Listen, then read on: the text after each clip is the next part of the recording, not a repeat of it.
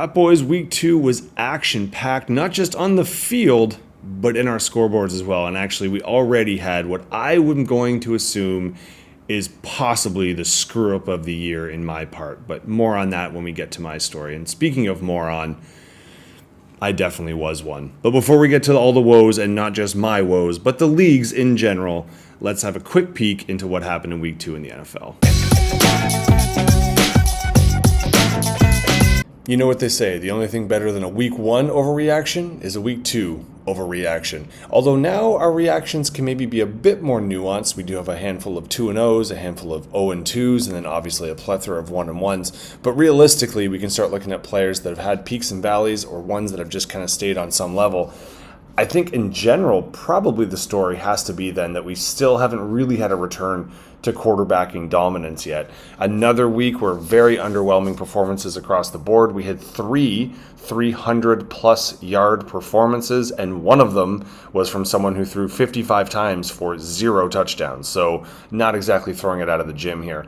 In fact, with the all quarterbacks considered over the multiple days, 28 total touchdowns thrown. And that's about it, meaning unless I don't understand football, only 28 touchdowns caught as well. So receivers, quarterbacks, if you had one that went off, congratulations, because that was not the norm. We did have some injuries related to that with like the Kupps and the Jeffersons, although Jefferson did still put up a great day. We do have to keep our eyes on the A.J. Browns of the world that didn't even play. It might be out for a bit, or the Debos. But realistically, right now, it's the running backs game, which is kind of old school for us fantasy people who've been around for a while.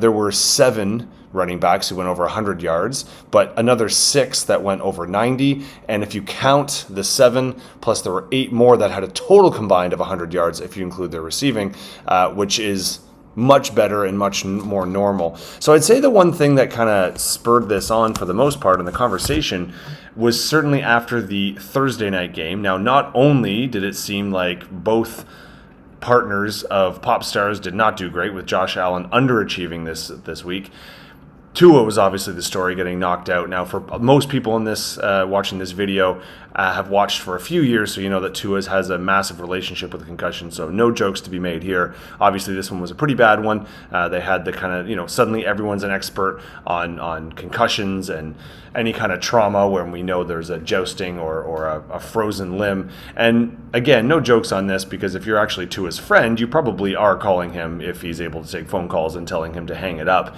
And a lot of announcers are taking that high road. But let's be honest, we do support or watch a league that doesn't exactly have that good of a relationship with keeping their players healthy or not assaulting people, like in the Cleveland Browns quarterback's case. So I don't think the league is going to step in. And realistically, as a group of people, I know sometimes we can take the high ground, and some people deserve to, but there are also those who watch a lot of those combat sports, the people in cages and rings. And I'm not talking about the 80s style, the old wrestling where people dressed up in undies, greased up, pretending to fight fake foreign people. Not that wrestling.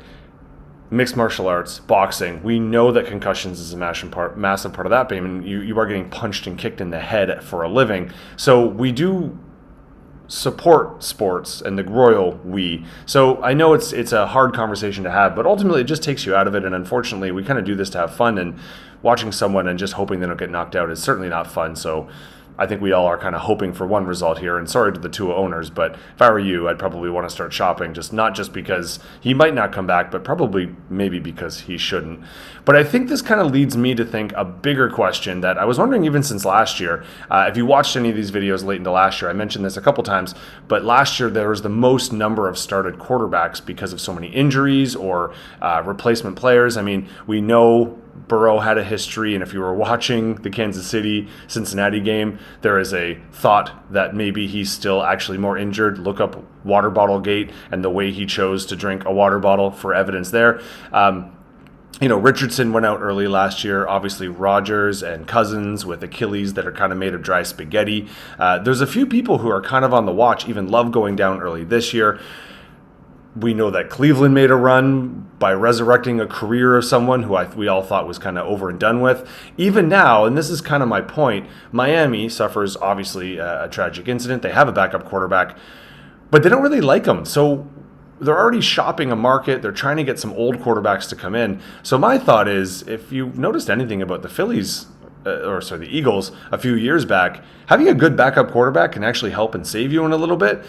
I don't know why you don't pay one. I guess they're just trying to minimize, and so you can get these guys on rental contracts. But wouldn't it be great if your quarterback got knocked out? That's not great. But you had someone to step in. I mean, not everyone can have Pittsburgh's situation where another team is paying for your backup quarterback to be there. But maybe spend a little bit of money on someone who actually knows the system. So when and if the guy goes down or needs a break, your person coming in is not just completely inept. And of course, I say this as in one of my leagues, I do have Tyreek Hill. Obviously, it wasn't all doom and gloom. We had some people step up and have some massive weeks. If you are a Marvin Harrison Jr. fan, you had a phenomenal first half, or pretty much anyone in that Arizona offense. But before I get to the ifs, the buts, and the what happens, because we do know there's also a running back that his name starts with A and rhymes with Malvin Kamara. They were shifting the league. They were making sure that people got wins, even if your week wasn't great. But to get to all of that stuff, let's get to our league-specific scores and how we all fared in week 2. In a league where 120 to 130 is usually good enough, we had 2 teams dancing with 140 and above. No one bigger than Chaz, who not only gets the 150 mark, a very coveted feat, he's also 2-0. He's also our overall number 1 seed, which we'll get to. Now, how he got there, easy enough. He had our QB1 in Kyler Murray, who was not just our QB1, but was tons of fun to watch. He did also score DK, who was wide receiver 2. I believe he also had Neighbors down here in his flex, who was wide receiver 3. He had Achane, who was our running back 3. So you can do the math. And even Mason, who wasn't there, obviously still did just fine. Now, unfortunately, he was one guy with no cup by the end of it. He did get hurt, and it's not looking super great, but they haven't ruled him out yet, as far as I know. But we'll see what kind of happens here. The bench, obviously, he made good decisions. We will get to some bad decisions by other teams in a little bit. Mark's unfortunate because you are 1-1, but as we're going to see, that didn't make you drop too far in our league rankings. You're still 3rd overall. Now, you still had a decent week, 116. It was over-predicted, nothing crazy, but we have people who won with less than that this week. I think in general, you definitely had some, decent play, enough from your, Devontae Adams and the Derrick Henrys and Samuels of the world, although you're also dealing now with a bit of an injury. Pitts was, in fact, the Pitts, but really it was your kicker and your defense. Dallas's kicker really stepping up. He was our kicker 4, but our number 1 kicker that we actually started. The top 3 kickers were not touched this week. And the Jets' defense was not in the top 5, but 17 points, so it was a very high-scoring defensive weekend. You also, you could have made a different choice, but I don't think it would have bailed you out. You weren't going to get a 40-point outing because you didn't have the guy who went for 40 points. So Mark could be worse. A loss is not great, but you still maintain a top 3 status. And Chaz, here's to our new leader. While not necessarily in our 150 range, 140, nothing to sneeze at, V. Put you in our top 4, which is I know where you want to be. How you did it, yes, Hurts is great. He was our quarterback 3, and our second that we started, Carr, was actually our quarterback 2, but he is currently a free agent and was at the time. Realistically, though, you've got Hall as your running back. He was a running back 5, and your kicker and defense. So you had the other kicker that was in our top 5. He was the 5th kicker overall, but our kicker 2. And Pittsburgh's defense was our defense 3 of the week.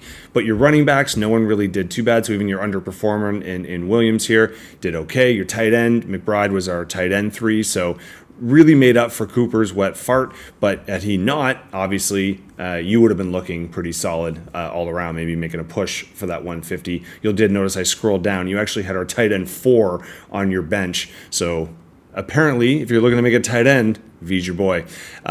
Horst, not like you to start off 0-2, so we know you're probably going to shake it up. Not a great start, though. You started on the Thursday night with Allen not coming to perform, especially after having such a monster weekend last weekend. Now, it must have been nice to have that Monday night touchdown by London, but Jefferson going out early, significantly less nice. And your running backs did just fine, but obviously tight end and flex, so it's kind of like the faucet here. You were either on or off, and unfortunately you were off more than you're on. Something you're going to have to look at next week if you want to try and get out of the cellar and get your first win. Whereas V, 1-1, you're going to find you're tied with a ton, but with high scores, right now you're standing in pretty good spot at dot 4.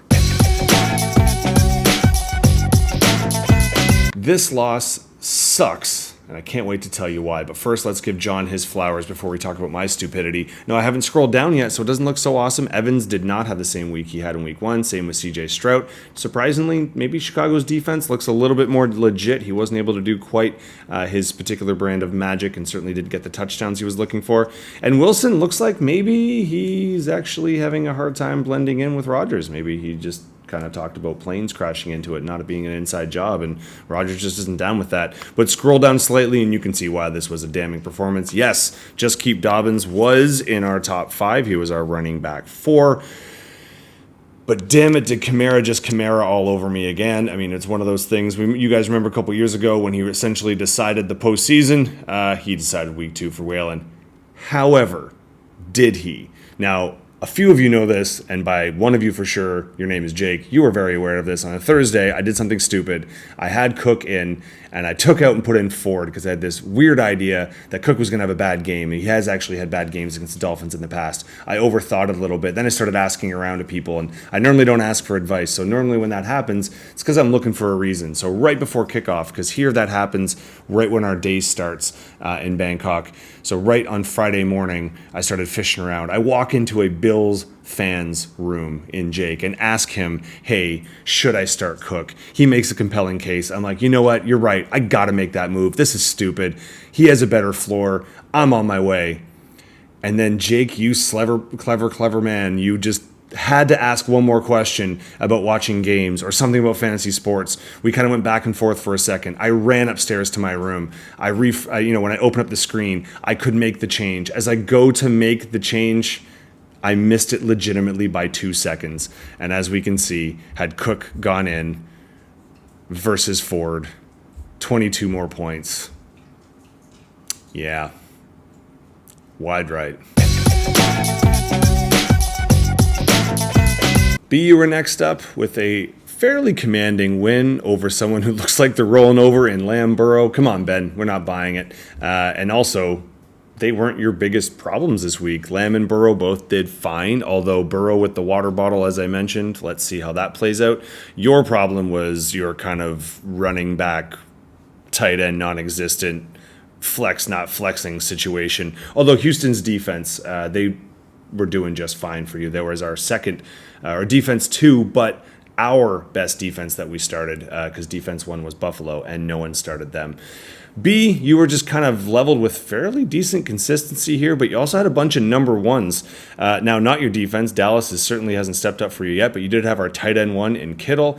You had a wide receiver 1 in Harrison, and realistically, that was going to be enough for you, just because you had enough kind of general support going all the way through. So very exciting, especially if you got to watch Arizona play. That was a super exciting first half. Harrison making the catches he was supposed to be making. So hopefully this is a sign of things to come for you, and you're going to be a fierce competitor. You are one of the mixes of 1-1, but keep scoring high and doing your best, and I'm sure things will be just fine.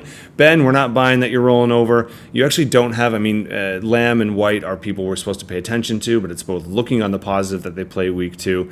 So I'm not buying that you're completely out yet. 0-2 is not a hole you can't dig out of.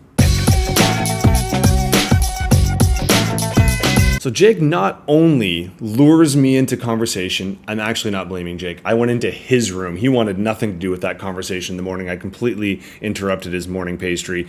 But not only does he squeak one out for Whalen, he also manages to squeak one out against Whalen or Justin. Now, Jake, you would have only beat 2 people, but one of them was Justin, so you get the win this week. Congratulations. How you managed? When both scores are going to be a little bit lower, you just need to have a couple guys step up. And for you, your running backs, Gibbs was about on point and Charbonnet was just over. St. Brown was probably obviously, you love to see him, especially with Detroit throwing 55 times. You were glad that 11 of them were to St. Brown. And your defense, Chargers have actually been, in general, one of the teams that I think a lot of people were big on, myself included, and they are paying off right now like a slot machine. They were our defense 4, but our third defense that people started.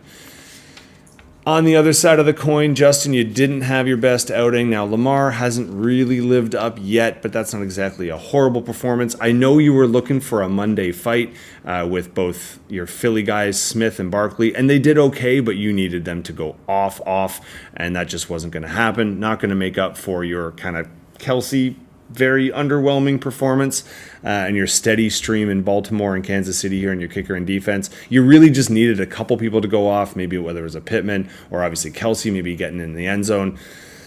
That could have turned the tide. Didn't happen for you. Not the end of the world. You are still 1-1 in one of these several people that are tied. So on to week 3. Let's see how we go.